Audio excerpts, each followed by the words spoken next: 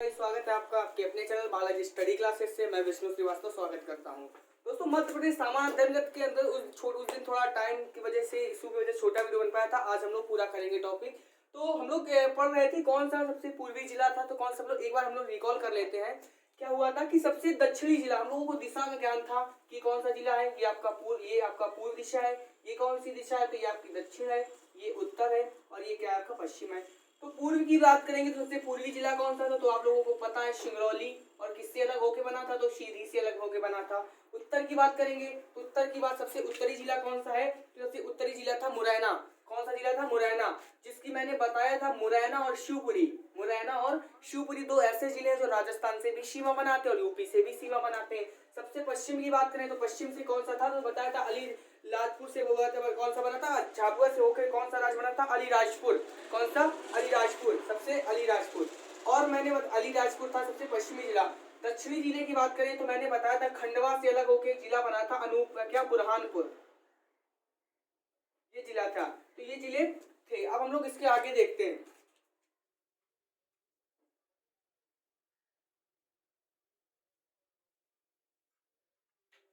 तो कर्क रेखा, कर्क रेखा एमपी के कितने राज्यों से होकर गुजरती है। क्वेश्चन, कर्क रेखा एमपी के मध्य प्रदेश से कितने राज्यों से होकर गुजरती है। तो हम लिखेंगे कर्क रेखा की सर्वाधिक लंबाई सबसे ज्यादा कहाँ है।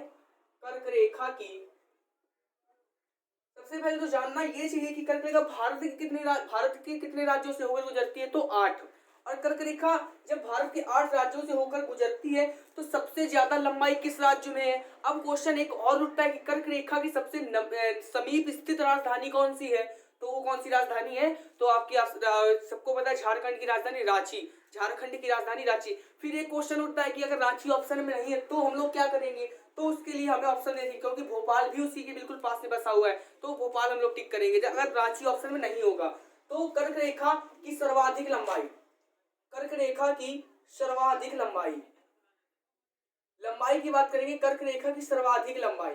अब कर्क रेखा की सर्वाधिक लंबाई है कहां पे, तो कहां पे, वो एमपी में है। कहां पे, एमपी में। अब जब कर्क रेखा की सर्वाधिक लंबाई एमपी में है तो ये कितने राज्यों से होकर गुजरती है। जब कर्क रेखा की सबसे ज्यादा लंबाई कहां पे है, कहां पे, तो आपको बता कि एमपी में। लेकिन जब एमपी में है तो एमपी के कितने जिलों से होकर गुजरती है, तो 14 जिलों से, 14 डिस्ट्रिक्ट, 14 डिस्ट्रिक्ट से होकर गुजरती है। कितने डिस्ट्रिक्ट, 14 डिस्ट्रिक्ट से होकर गुजरती है। अब 14 जिले कौन कौन से हैं, तो इसकी ट्रिक भी है कि ट्रिक क्या है कि रउआ, राशि, भवरा सा, जमदम, कटनी, उमरा सा। तो पहले हम लोग लिख लेते हैं, फिर हम लोग ट्रिक की तरफ ध्यान देंगे। तो सबसे पहले कौन से, रतलाम। 14 जिले कौन कौन से हैं, रतलाम, उज्जैन, रतलाम, उज्जैन हो गया। फिर आपका हो गया आगर मालवा, आगर मालवा, फिर राजगढ़, राजगढ़, फिर आपका सीहोर, फिर भोपाल। कौन कौन से हो गए, रतलाम हो गया, उज्जैन हो गया, आगर मालवा हो गया, राजगढ़, सीहोर, भोपाल, फिर विदिशा, विदिशा, रायसेन, रायसेन के बाद सागर, विदिशा, विदिशा के बाद रायसेन, रायसेन के बाद सागर। अब जब सागर हो गया फिर इसके बाद जबलपुर, जबलपुर, फिर इसके बाद दमोह, दमोह के बाद कटनी, दमोह के बाद क्या, कटनी, दमोह के बाद कौन से, कटनी। अब कटनी के बाद उमरिया और शहडोल, उमरिया, उमरिया के बाद शहडोल।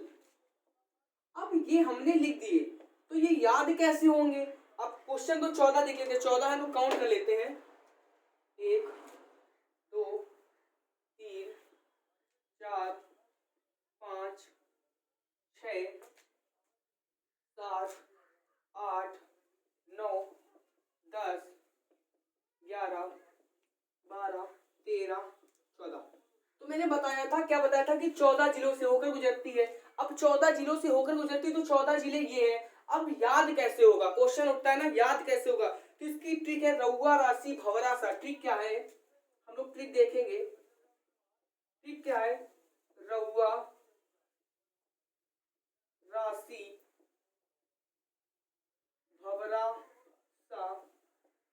दम कटनी उमरासा, रउआ राशि भंवरा सा, फिर इसके बाद क्या है, जम दम कटनी उमरासा, जम दम कटनी उमरा सा।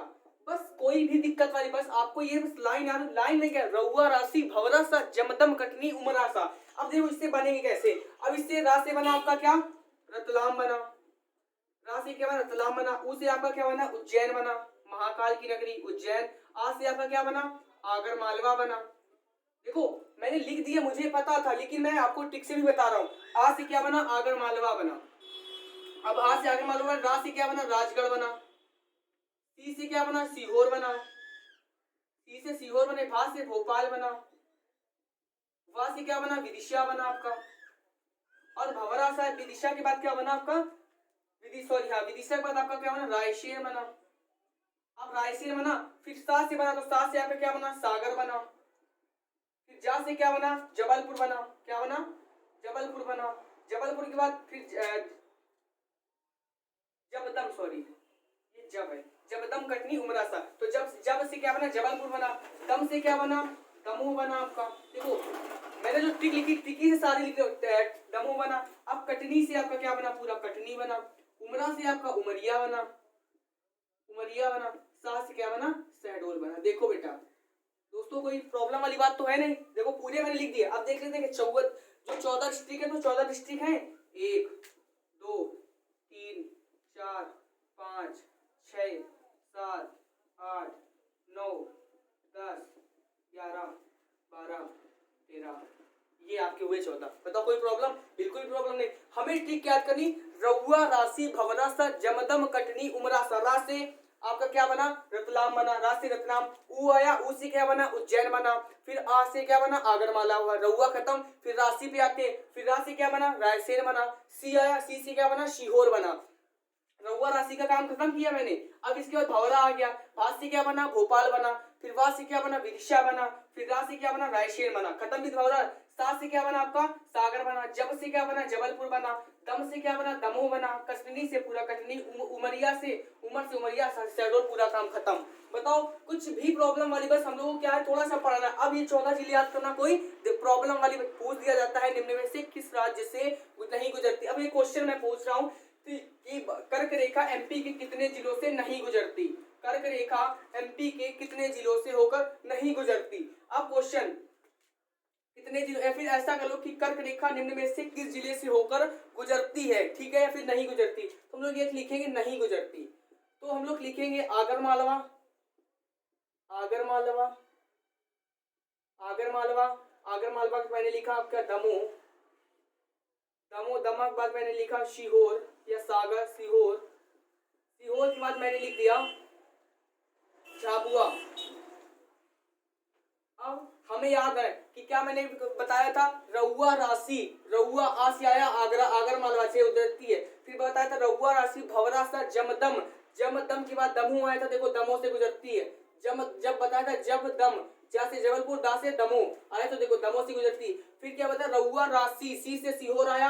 अब कहीं बताओ झा आया था, रउआ राशि भंवरा सा जमदम कटनी उमरा सा, झा आया, बिल्कुल नहीं। तो क्या हमारा ऑप्शन सही है, यहाँ पे अलीराजपुर कर देता, यहाँ पे नीमच कर देता, गुना कर देता, भिंड कर देता, मुरैना कर देता। हम लोगों को जब पता है तो कुछ भी कर दे, कोई प्रॉब्लम वाली बात नहीं है। तो बस ठीक, हम लोगों ने क्या किया, कर लिया। अब हम लोग आगे देखते हैं। अब हम लोग देखेंगे कि मध्य प्रदेश का भौगोलिक विभाजन किस प्रकार से होता है। जो एमपी मध्य प्रदेश है, इसका भौगोलिक विभाजन किस प्रकार से मध्य प्रदेश को हम लोगों ने क्या किया है, वर्णन किया है। तो हम लोग मध्य प्रदेश का भौगोलिक विभाजन देखेंगे। तो बस अच्छा लग रहा है वीडियो तो लाइक करिएगा दोस्तों, लाइक बिल्कुल लाइक करिएगा और सब्सक्राइब भी करते जाइएगा। अब हम लोग अब की जो हम लोगों का जुनून क्या, अब की बार वर्दी पार, मतलब 80% की हम लोगों को तैयारी करके चल रही हो। बढ़िया नोट्स, बहुत अच्छे से नोट्स प्रिपेयर करने। जब नोट्स प्रिपेयर होंगे तो क्या होगा, बिल्कुल एमपी जीके यानी मध्य प्रदेश जीके में मैं जीके भी कराऊंगा, तो इससे एक भी क्वेश्चन बाहर नहीं जाएगा। अब कहीं से क्वेश्चन पूछ दे, अब अगर पूछ दे भौगोलिक विभाजन, हम लोग क्या पढ़ चुके हैं, उसका मध्य प्रदेश का गठन, इससे पहले का क्या स्थिति थी, पुनर्गठन पढ़ा। फिर इसके बाद कितने राज्यों से गुजरती, कितने डिस्ट्रिक्ट लगते हैं, कितने जिले, क्वेश्चन आ जाए कर देंगे तुरंत, कोई दिक्कत वाली बात ही नहीं। अब हम लोग हेडिंग डालेंगे, क्या डालेंगे कि मध्य प्रदेश का भौगोलिक विभाजन।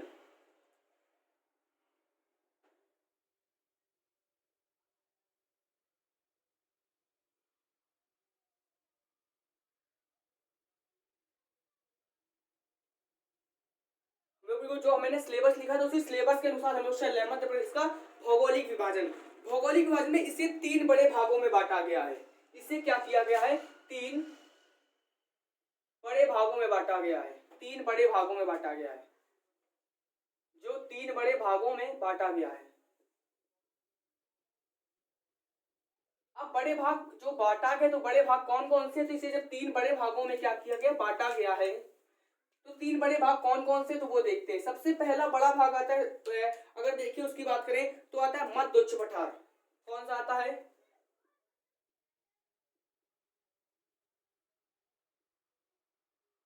मध्य उच्च पठार, सबसे बड़ा भाग आता है मध्य उच्च पठार। फिर इसके बाद आता है सतपुड़ा मैकाल श्रृंखला। क्या आता है? सतपुड़ा मैकाल श्रृंखला।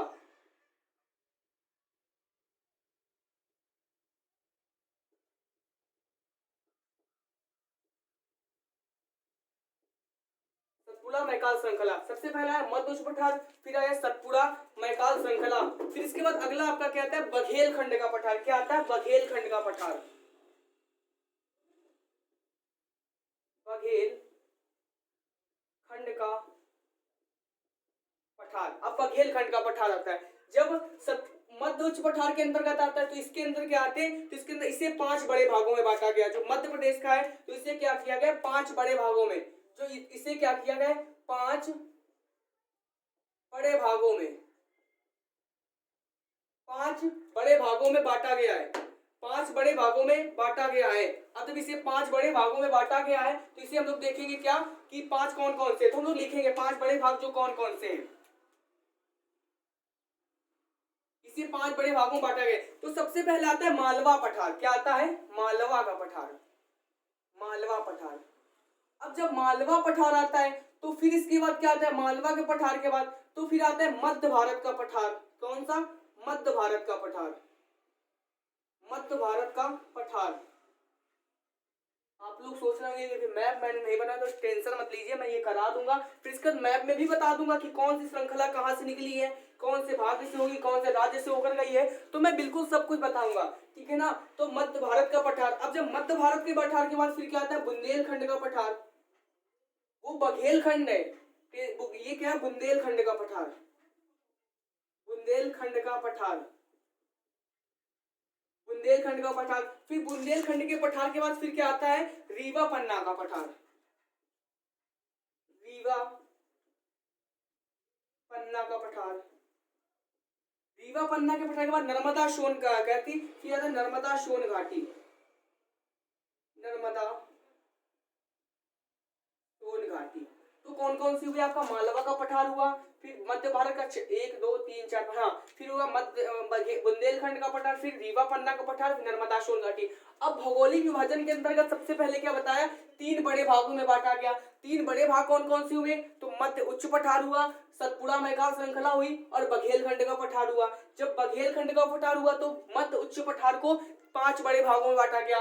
कौन कौन से? मालवा का पठार हुआ, फिर मालवा के पठार के बाद मध्य भारत का पठार हुआ, फिर मध्य भारत के बाद बुंदेलखंड का पठार हुआ। बुंदेलखंड के पठार के बाद बुंदेलखंड में जिसे हम लोग क्या बोलते हैं, जो बेतवा की गंगा बोलते हैं, जीवन रेखा कहते हैं, लाइफ लाइन ऑफ बुंदेलखंड। तो मैं आपको एक चीज बताऊंगा, अब कोई टेंशन वाली बात नहीं, अभी मैं इसके अंदर भी बताऊंगा कि क्या इसकी विशेषताएं, स्थितियां क्या है, कौन सी जलवायु पर्याप्त है, कौन सी जलवायु पर्याप्त नहीं है। फिर इसके बाद क्या आता है? बुंदेलखंड का पठार। फिर इसके बाद क्या आता है? रीवा पन्ना का पठार। फिर रीवा पन्ना के बाद पठार के बाद नर्मदा सोन घाटी आती है। ये पठार 5 आते हैं। तो हम लोग कह सकते हैं एमपी के भौगोलिक क्षेत्रों के अंतर्गत, एमपी के भौगोलिक क्षेत्रों के अंतर्गत हम लोग लिख लेते हैं एमपी के भौगोलिक, एमपी के भौगोलिक क्षेत्रों के अंतर्गत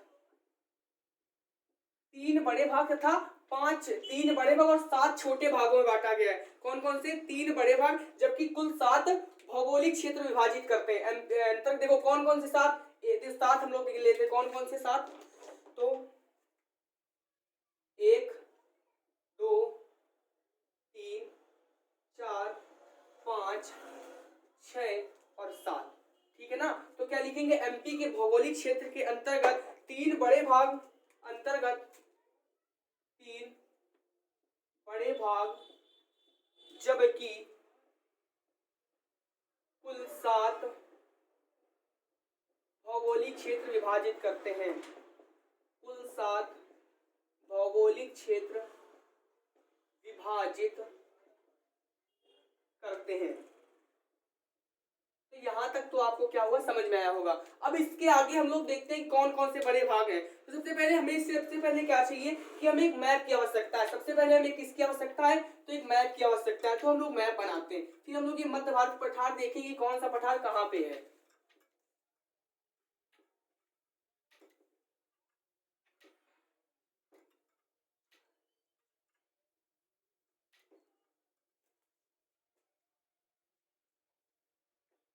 तो प्यारे से एक मैप की एमपी की जरूरत है, तो मैप तो हम लोग बना ही लेते हैं।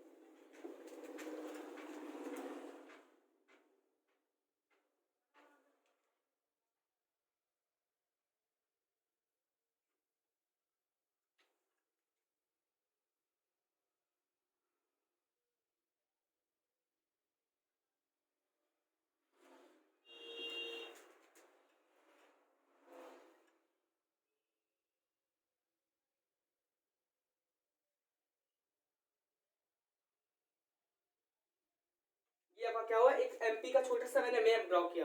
अब जब ये मैप बनाया तो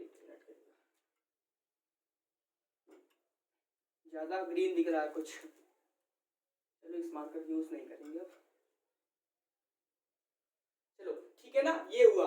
अब जब ये मैंने एमपी का छोटा सा मैप बनाया, अब जब मैप बनाया तो इसके लिए सबसे पहले जानेंगे कि कौन सा पठार है। तो एक बात तो आप लोगों को पता होगी कि यहाँ से इस जगह से क्या है, आपका एक रेखा या एक चीज निकलती है, इसे बोलते हैं हम लोग। कोई बता सकता है कहाँ तक जाती है?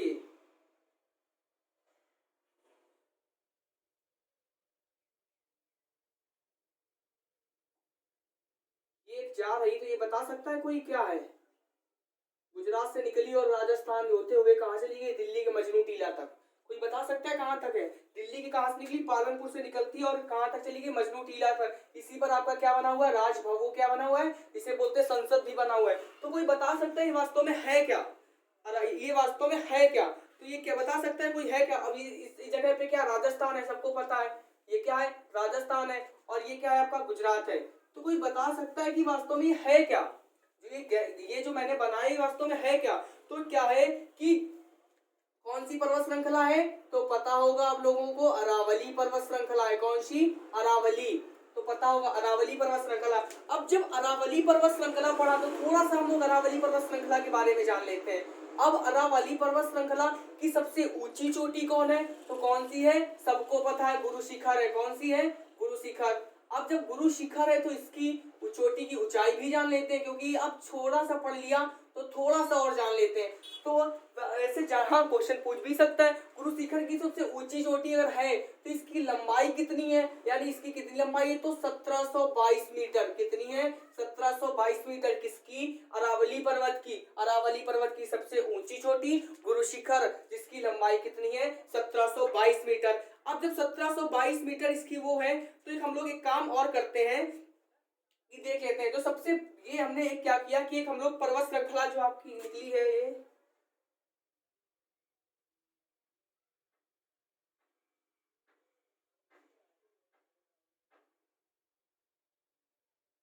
ये आपकी सागर संभाग से क्या हुई, दो भागों में बट गई है।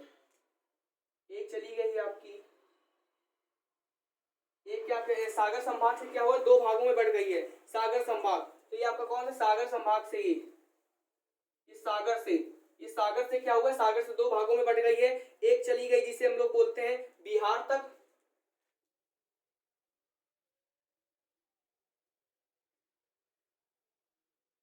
एक जिसे चल गई बिहार, जिसे हम लोग बोलते हैं कैमूर श्रेणी। क्या बोलते हैं, कैमूर। और ये कहां तक, यूपी में, ये बिहार तक चली गई है, बिहार की पटना तक। कैमूर श्रेणी के नाम से जानते हैं, जिससे हम लोग इसे भांडेर श्रेणी के नाम से जानते हैं। भांडेर श्रेणी ये यूपी की कहाँ वाराणसी तक निकल गई है, वाराणसी तक, वाराणसी। तो हम लोग ये जानेंगे। अब हम लोग ये जान, और ये है कौन सी, तो ये विंध्याचल पर्वत श्रृंखला। कौन सी, विंध्याचल। तो एमपी को कौन से दो भागों में बांटती है, विंध्याचल पर्वत, यानी उत्तरी भारत दक्षिणी भारत को कौन सी पर्वत श्रृंखला बांटती है, तो विंध्याचल पर्वत। और आगे देखेंगे, तो हम आगे देखते हैं फिर सागर संभाग से। अब जब देखेंगे तो और एक पहाड़ी निकली है। अब जब एक और पहाड़ी निकली तो हम लोग उसे अलग अलग नामों से जानते हैं। अब जब जिसे हम लोग बोलते हैं क्या, सतपुड़ा। क्या बोलते हैं, सतपुड़ा। तो एक सबसे पहले जानेंगे राजगढ़। क्या सबसे ऊंची चोटी कौन सी, तो राजपीपला पर्वत। ये राजपीपला पर्वत। कौन सा, राजपीपला पर्वत। जब फिर और आगे थोड़ी सी आगे ये कई भागों में बढ़ जाती है तो इसे हम लोग जानते हैं ग्वालीगढ़। क्या जानते हैं, ग्वालीगढ़। ग्वालीगढ़। फिर जब ग्वालीगढ़ है तो फिर और एक आगे जाती है आपकी ऐसे, मतलब कई भागों में विभक्त है। इसे हम लोग जानते हैं महादेव पहाड़ी। नाम तो सुना होगा आप लोगों ने, महादेव। अब जब ग्वालीगढ़ हो गया, फिर इसके बाद महादेव पहाड़ी हो गई। महादेव के बाद फिर आगे क्या, कुछ छत्तीसगढ़ में चली गई है, एक चंद्राकार आकार बनाते हुए, जिसे हम लोग जानते हैं। ये आपका क्या हुआ, राजपीपला पर्वत, ये ग्वालीगढ़, ये महादेव। फिर हम जाते हैं मैकाल पर्वत श्रृंखला। मैकाल पर्वत श्रृंखला। अब जब मैकाल पर्वत श्रृंखला, तो महादेव आपको पता होगा कि सतपुड़ा की, इसे हम लोग जानेंगे सतपुड़ा पर्वत श्रृंखला के नाम से, लिख लेंगे।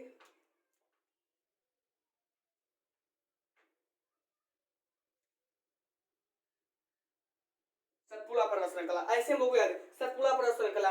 तो महादेव, अब जब महादेव आया तो महादेव की सबसे ऊंची चोटी कौन सी है, धूपगढ़। महादेव की सबसे ऊंची चोटी कौन सी है, महादेव पर्वत की सबसे ऊंची चोटी है धूपगढ़। कौन सी, धूपगढ़। अब जब महादेव पर्वत की सबसे ऊंची चोटी है धूपगढ़, जब महादेव पर्वत की सबसे ऊंची चोटी धूपगढ़, तो इसका नाम क्या है, धूपगढ़।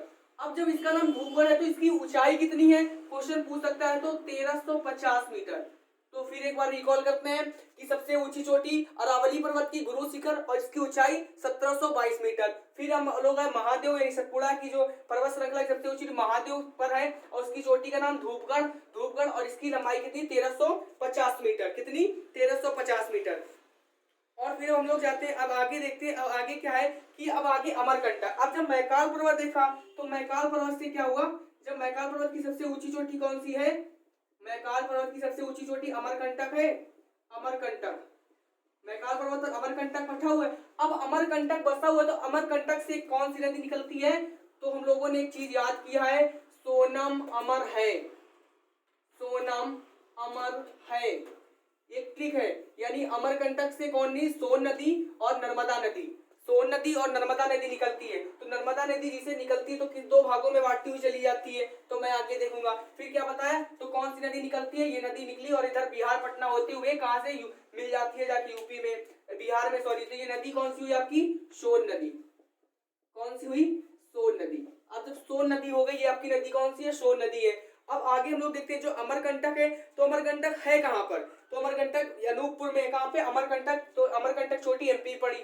अब जब एमपी में पड़ी तो अब हम लोग ये वास्तव में देखें तो अब हम देखेंगे पठार का विभाजन किस प्रकार होता है। तो मैंने एमपी में पर्वत श्रृंखला बताई, कौन सी पर्वत कहां से जाती हुई है, और ये हम लोग लिखते हैं कौन सा संभाग है, तो सागर संभाग। कौन सा संभाग है, सागर संभाग से दो भागों में क्या हुआ, बट गया। अब जब सागर संभाग से दो भागों में बट गया तो सबसे पहले मालवा का पठार इसमें कौन सा आता है, कौन सा, मालवा का पठार। तो आपको मैं एक बात बता दूं, इसमें मालवा का पठार कौन सा आता है, ये आपका जाता है, ये आपका कौन सा आता है, ये आपका जाता है, तो ये आता है मालवा का पठार। कौन सा पठार लगता है आपका, मालवा का पठार, ये आपका आता है मालवा का पठार। जब ये आपका मालवा का पठार हुआ तो फिर ये आपका कौन सा आता है, तो ये आपका हुआ मध्य भारत का पठार। कौन सा, मध्य भारत का पठार। जब वो कौन सा हुआ, ये आपका हुआ मध्य भारत का पठार। जब मध्य भारत का पठार हो गया तो फिर ये मध्य भारत का पठार, ये आपका मध्य भारत का पठार, और ये मध्य भारत। अब जब मध्य भारत का पठार हो गया तो फिर इसके बाद तो ये आपका हुआ बघेलखंड का पठार। कौन सा, बघेलखंड का पठार, बघेलखंड का पठार हुआ। जब बघेलखंड का पठार हो गया, ये कौन सा हुआ, बघेलखंड का पठार। जब बघेलखंड का पठार हो गया तो फिर यहां से ये तो ये बीच में कौन सा, रीवा पन्ना का पठार। कौन सा, रीवा पन्ना का पठार, इसका हुआ रीवा पन्ना का पठार। तुम लोगों को 5 देख रहे हैं, तो 1 2 3 4 रीवा पन्ना का पठार हो गया। अब जब रीवा पन्ना का पठार हो गया तो ये क्या, जो बीच का बचा यानी सतपुड़ा बीच, तो बीच वाला क्या हो गया, नर्मदा सोन घाटी। क्या हो गया, नर्मदा सोन घाटी। अब कैसे जाने, ये देखो सोन नदी निकली बीच वाला, यहां से निकली सोन नदी होते हुए, तो सोन नदी मैं बात बता रहा हूँ, सोन नदी बीच के बाहर से निकली, आगे बताऊंगा। तो बीच वाला भाग क्या हो गया, नर्मदा सोन घाटी। तो ये आपका हुआ नर्मदा सोन घाटी। और नीचे वाला आपका क्या है, सतपुड़ा पर्वत श्रृंखला है। नीचे वाली आपकी सतपुड़ा पर्वत श्रृंखला है। अब हम लोग आगे देखते हैं कि आगे इसका विस्तृत किस प्रकार है। आप क्या देखेंगे, आगे आगे देखते हैं इसका जो वर्णन है वो किस प्रकार है। तो आगे वर्णन में क्या होता है कि विंध्याचल पर्वत विश्व की दूसरी, जो विंध्याचल पर्वत श्रृंखला है, तो जो विंध्याचल विश्व की दूसरी सबसे पुरानी पर्वत श्रृंखला है। जो विंध्याचल, लिखिएगा, मैं पॉइंट बता रहा हूँ, हर जगह नहीं, विंध्याचल जो है बोल रहा हूँ, लिखिएगा कि विंध्याचल पर्वत श्रृंखला विश्व की दूसरी सबसे बड़ी कौन सी पुरानी पर्वत श्रृंखला है, कौन सी, विंध्याचल पर्वत श्रृंखला। और अरावली पर्वत और विंध्याचल ये अवशिष्ट पर्वत के उदाहरण है। अब अवशिष्ट पर्वत तो आप लोग जानते ही होंगे, ठीक है ना। जो अरावली पर्वत है और विंध्याचल विश्व की सबसे, और किसके उदाहरण है, अवशिष्ट पर्वत के उदाहरण है। कौन से, अरावली पर्वत और विंध्याचल। फिर एक बार, अरावली की सबसे ऊंची चोटी गुरु सागर, लंबाई 1722 मीटर, ठीक है ना। तो क्या बोला कि अरावली पर्वत और विंध्याचल पर्वत ये दोनों अवशिष्ट पर्वत के उदाहरण है। और सतपुड़ा क्या हुए, सतपुड़ा पर्वत श्रृंखला ब्लैक पर्वत का उदाहरण, किसका, ब्लैक पर्वत का। अब जो सतपुड़ा पर्वत श्रृंखला है ये एमपी को अब जो सतपुड़ा पर्वत श्रृंखला है ये एमपी में 4 भागों में विभक्त होती है। तो देखो बता रहा हूँ, लिखिएगा, जो सतपुड़ा पर्वत श्रृंखला एमपी को 4 भागों में विभक्त करती है, 4 भागों में विभक्त करती है। कौन कौन से 4 भाग, तो राजपीपला हो गया, राजपीपला के बाद ग्वालीगढ़ हो गया, ग्वालीगढ़ के बाद, ये मैंने मैप में तो बना लिख भी लीजिएगा। तो राजपीपला हो गया, ग्वालीगढ़ हो गया, महादेव हो गया और अमर यानी मैकाल पर्वत हो गया। अब जब मैकाल पर्वत श्रृंखला हो गए तो महादेव पर अब लिखेंगे क्या, महादेव पर, सुनिएगा, हम लोग लिखेंगे क्या, महादेव पर सतपुड़ा की सबसे ऊंची चोटी, महादेव पर सतपुड़ा की सबसे ऊंची चोटी धूपगढ़ बसी हुई है, जिसकी ऊंचाई कितनी है, 1350 मीटर है, जिसकी ऊंचाई 1350 मीटर है। कहां पर बसी हुई है, तो वो धूपगढ़ यानी किसमें बसी हुई है, 1350 मीटर है और महादेव पर बसी हुई है, ठीक है, ये लिखेंगे। और ये एमपी की सबसे ऊंची, अब क्वेश्चन फिर उठा, अभी सबसे उठा कि सतपुड़ा की सबसे ऊंची चोटी तो कौन सी है, महादेव पहाड़ी पर, कौन सी, धूपगढ़ है।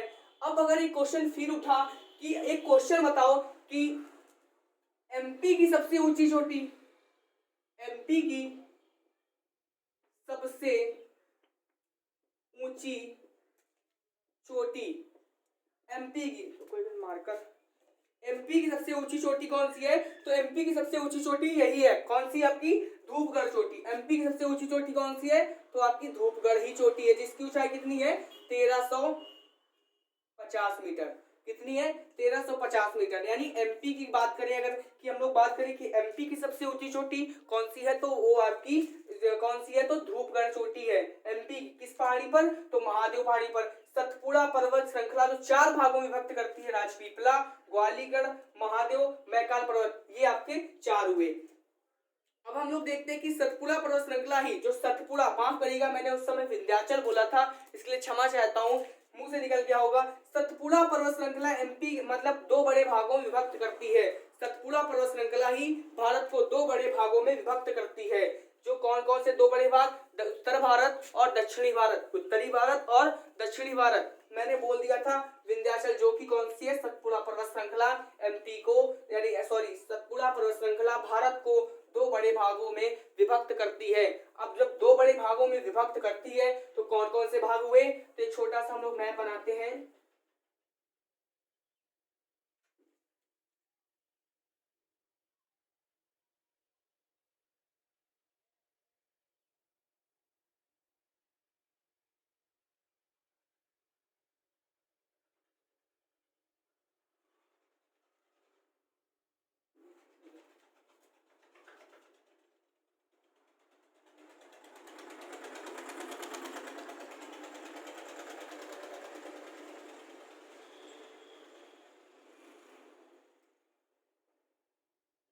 सही बना, तो हम देख लेते हैं कि कौन कौन से, मैंने बताया दो बड़े भागों में क्या करती, विभक्त करती। दो बड़े भाग कौन कौन से हुए, दो बड़े भागों में विभक्त करती। दो बड़े भाग कौन कौन से हुए, दो बड़े भाग आपके ये इस प्रकार हुए। दो बड़े भाग आपके कौन कौन से हुए, तो देखो यानी उत्तरी भारत कौन सी, सतपुड़ा, ये आपका क्या है मैप में, इस जगह पे आपका एमपी है। दो बड़े भाग कौन कौन से हुए, कि दो बड़े भाग आपके हुए कि जो सतपुड़ा पर्वत श्रृंखला गई है, और चार पहाड़ियों कौन कौन से, राजपीपला, ग्वालीगढ़, महादेव, मैकाल। अब यहाँ पे आपका क्या पड़ता है एमपी में, मतलब एक एमपी की बात बता रहा हूँ मैं, वैसे यहाँ पे तो पश्चिम बंगाल उधर नहीं जाएंगे। ठीक, दो बड़े भागों में विभक्त कौन के, दक्षिण भारत और उत्तरी भारत। दक्षिण भारत उत्तरी भारत में विभक्त करती है। अब जब दक्षिण भारत उत्तरी भारत में विभक्त करती, अब क्वेश्चन उठता है कि एमपी की जो अमरकंटक किस जिले में है, फिर क्वेश्चन उठा। तो हम लोगों को ये याद रखना है, धूपगढ़ चोटी, एमपी की सबसे ऊंची चोटी धूपगढ़। चलो दूसरे टॉपिक पे आते हैं कि अब एक क्वेश्चन फिर उठता है कि जो मैकाल पर्वत श्रृंखला है, यानी मैकाल पर्वत श्रृंखला पर जो अमरकंटक चोटी है, अमरकंटक चोटी जो है ये है कहाँ पे, तो सबसे पहले धूपगढ़ चोटी जानेंगे। जो धूपगढ़ चोटी यानी जो ये तो अनूपपुर जिले में, लेकिन धूपगढ़ चोटी एमपी में कहाँ पे पड़ती है, अपने मन से भी तो एक क्वेश्चन बनता है ना कि अगर ये पड़ता है तो मैप का सबको ज्ञान होगा कि जो महादेव पर्वत श्रृंखला की जो सबसे ऊंची चोटी धूपगढ़ यानी सर्वत सतपुड़ा की जो सबसे ऊंची चोटी धूपगढ़ है, कहाँ पे, या सतपुड़ा की बात करें या फिर एमपी की सबसे ऊंची चोटी की बात करें, धूपगढ़ ही है सतपुड़ा और एमपी की। तो यह किस जिले में है, तो यह आपकी होशंगाबाद में है। कहाँ पे है, होशंगाबाद, होशंगाबाद में है, ठीक है ना, होशंगाबाद में। अब हम लोग अगर बात करें अमरकंटक चोटी यानी महादेव, तो ये किस राज्य जिले में है, तो ये अनूपपुर जिले में है, एमपी के अनूपपुर जिले में। तो आपको लिखना क्या है कि सतपुड़ा पर्वत श्रृंखला अथवा मध्य प्रदेश की सबसे ऊंची चोटी धूपगढ़ होशंगाबाद में है। किस कहाँ पे, कौन से जिले में है, होशंगाबाद जिले में है, और इसका नाम क्या, धूपगढ़ चोटी। अब फिर बात करें कि अमरकंटक चोटी कहाँ है, तो एमपी के अनूपपुर जिले में, एमपी के अनूपपुर जिले में, जिसे हम लोग क्या किससे अलग करके बनाया था, तो आपसे पता होगा शहडोल से, तो क्या बनाया था कि अनूपपुर जिले में क्या है, अमरकंटक चोटी बसी हुई है। तो ये रहा आज का हम लोगों का मैप। अब इसके आगे हम लोग अध्ययन करेंगे एक एक पठार का, कि मालवा पठार का अध्ययन करेंगे, मालवा पठार की क्या विशेषता है, फिर मध्य भारत के पठार की विशेषता के बारे में जानेंगे, फिर रीवा पन्ना के पठार के बारे में जानेंगे, बघेलखंड के पठार के बारे में विस्तृत जानकारी देंगे, फिर इसके बाद हम लोग नर्मदा सोन घाटी के बारे में अच्छे से पढ़ेंगे, फिर सतपुड़ा पर्वत श्रृंखला के बारे में जानेंगे, ठीक है ना। अब हम लोग एक एक मैप में देखेंगे कि मालवा का पठार क्या होता है, ठीक है ना, आवाज आ रही होगी, ठीक है। चलो देखते हैं अब हम लोग अगला देखेंगे मालवा के पठार से। तो मालवा की पठार की विशेषता जानेंगे कि इसका क्षेत्रफल कितना है, तो 88,322 किलोमीटर स्क्वायर, यानी इसका क्षेत्रफल जानेंगे। फिर हम लोग जानेंगे इसकी विशेषता क्या है। तो अगला वीडियो मिलेगा आपको मालवा के पठार के साथ। फिर अगर इस वीडियो में क्या किया मैंने बता दिया, तो अगली वीडियो में लोगों को मैप की आवश्यकता नहीं होगी। आप लोग एक काम करिएगा कि मालवा का पठार देख लीजिएगा, इसके जिले एक बार पढ़ेंगे ना, तो फिर आपको कोई दिक्कत नहीं, तो मैं बताता चलूंगा। अब मैप की आवश्यकता नहीं होगी, तो फिर हम लोग इसमें पांचों जो पठार मैंने बताया, मालवा का पठार, मध्य भारत का पठार, बघेलखंड का पठार, रीवा पन्ना का पठार, नर्मदा सोन घाटी, ये पांचों एक वीडियो में कंफर्म कर लेंगे। जब इसके बाद फिर कंफर्म करने का फिर हम लोग आ जाएंगे अपने दूसरे टॉपिक पे, क्या, नदी तंत्र पे। फिर नदी तंत्र के पढ़ेंगे, ऐसे हम लोग खत्म करते हुए चलेंगे। तो मिलते हैं नेक्स्ट वीडियो में, तब तक के लिए चैनल को लाइक करिए, सब्सक्राइब करिए, बेल आइकन दबाना ना भूलिए। जय हिंद दोस्तों।